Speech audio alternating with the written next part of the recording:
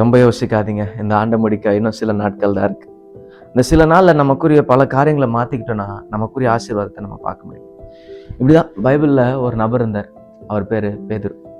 பேதுரு பார்த்தீங்கன்னா ஜீசஸோட பல ட்ராவல் பண்ணிகிட்டே இருந்தார். ஜீசஸ் எடுத்துக்கொள்ளப்பட்டதுக்கு அப்புறம் ஜீசஸோட நாமத்தில் அற்புதம் செஞ்சவர் பேதுரு.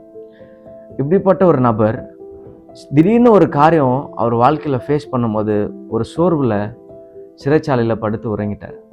இந்த உறங்கின நேரங்களில் ஆண்டவர் ஒரு தூதனை தட்டி எழுப்ப அனுமதிச்சார்.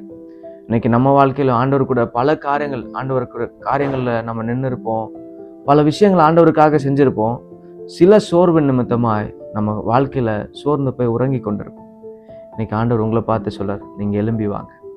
அன்னைக்கு பேதுருவை தூதன் தட்டும் போது ஒரு பெரிய வலி, அவன் விழாவில் தட்டினான்.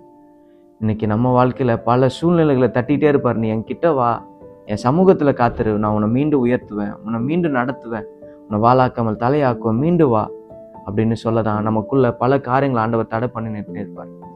இன்னைக்கு நீங்க மீண்டும் ஆண்டோட சமூகத்துல வந்து நின்னீங்கன்னா ஆண்டவர் உங்களுக்கு பெரிய காரியங்களை செய்வார். இன்னைக்கு பல காரியம் நடக்கலன்ட்டு யோசிக்காதீங்க, கர்த்தர் அதை நடத்துவார்.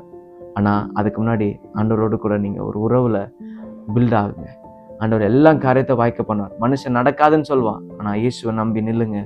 உங்களுக்கு எல்லா காரியத்தையும் நேர்த்தியா செம்மையா நடத்துகிறவர் அவர் தான். அவர்கிட்ட இன்னைக்கு வந்துருங்க. அவர் தட்ட பிரச்சனை உபத்திரம் அதிகமாக நம்ம பல காரியங்களை இடறி போய் நின்றுவோம். இடறி போகாதீங்க. ஏன் அந்த வாசல்ல சிலதை அடைக்கிறாரு, சில காரியங்களை உங்களை தட்டி எடுக்கிறாருன்னா அவர் சமூகத்துல நீங்க மீண்டு வரணும்னு தான். நீங்க மீண்டு வாங்க, ஆண்டவர் உங்களுக்குள்ள பெரிய காரியங்களை செய்வார். கவலைப்பட்டு சோர்ந்து போயிடாதீங்க, உங்களுக்கான நாள் வந்துருச்சு.